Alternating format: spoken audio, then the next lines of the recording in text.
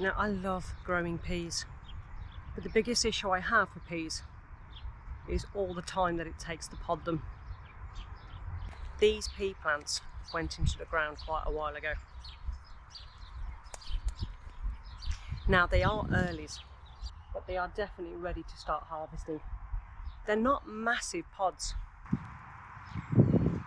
and I am a little bit disappointed with how big they are, but this is as big as what they're going to get. They've started to swell, and there's some lovely tasting peas on the inside, and I think it's time to harvest. But the reason why we grew the earlies is because last year, when we grew them a little bit later, we had such bad pea moth issues. Every time we were harvesting and podding our peas, we were finding at least 50% of the peas on the inside with pea moth. Now it kind of really puts you off eating off the actual plant. But I'm hoping this year that we're actually good to go with these and we're not going to get so many issues. Now, growing peas to keep you going throughout the whole of the year, obviously depending on how much peas you eat, can be quite difficult. If you think about how many bags of peas that you buy throughout the year, and then how many of these peas, it takes to fill that bag. You could be growing an awful lot of peas. When you open them, oh, these ones aren't ready. As you can see, they are really, really tiny. So these are actually going to need a little bit longer. But when they're that tiny, they are like little jewels. It's like they pop in your mouth. They're so sweet, so nice, so tasty. Completely different to when you cook them. And I've got some really nice recipes I want to use my raw peas in. Little dips to go with maybe some flatbreads or some crusty loaf.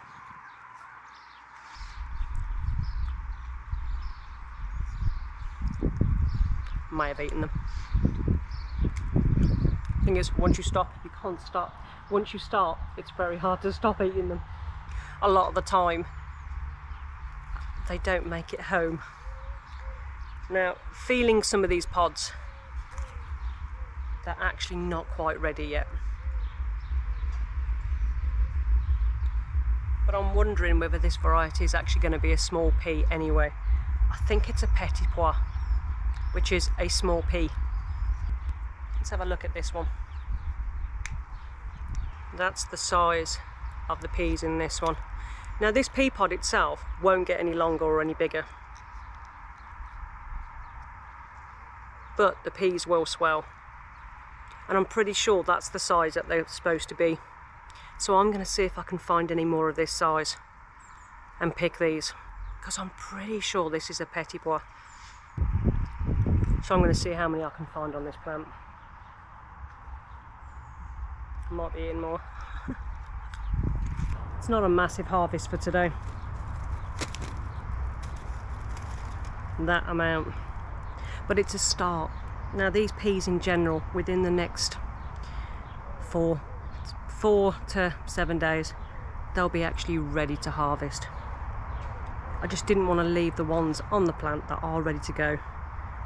But these peas are so small and sweet that they can actually be eaten raw very easily. And I've got things flying on me all the time. Anyway, so yeah, these peas are lovely, small and sweet, so they can actually be added directly to salads and dressings, actually raw, which is a good job really, because there's not that many peas here at the moment. Now I'm back a few days later after taking a look at these peas and giving them a few more days to grow. Now there's still a few that are underdeveloped, but there is plenty on here that are perfect and ready to be harvested. Picking this pea, and if I've opened it up, and you have a perfect set of peas. Now these are petit pois, so they're never going to get massive, and they're much sweeter than the average pea. And the one thing I'm extremely pleased of, no sign of pea moth. That's a win in my eyes. My hands are so dirty because I've been literally digging around the soil. Now these petits pois will be harvested. Now I'm going to harvest as many as what I can. Leave on the ones that aren't quite developed yet and come back in a few days. These will be frozen. They will be literally parboiled very, very slightly for literally a minute, and I'll add them into a freezer bag, trying to freeze them as flat as possible so they kind of freeze so they're not all stuck together. And hopefully this will keep us going for a little bit. Won't be a year's supply, nowhere near a year's supply, but they'll definitely be a tasty addition to our meals. Now we do have another variety of pea a little bit further along, but they're not ready yet. They're the bigger peas. I think it was Ambassador. I could be wrong. Even though I make notes of these kind of things, I lose the notes. And then I rewrite the notes and I lose those notes. I'm one of those that will make a list because I've lost the list, to make another list, to lose that list. Yeah. Anyway, I'm going to get on with this and I'll see how much actual pea pods I can get from this. Now, I've managed to harvest that amount, which is probably about a third. So I've still got loads and loads of peas left on that plant. They just need a few more days to swell up. Now I reckon within the next week or 2 weeks, those particular peas will be dug up and that bed will be empty. So I'm actually going to start sowing some more peas to go back into that bed, or to go elsewhere.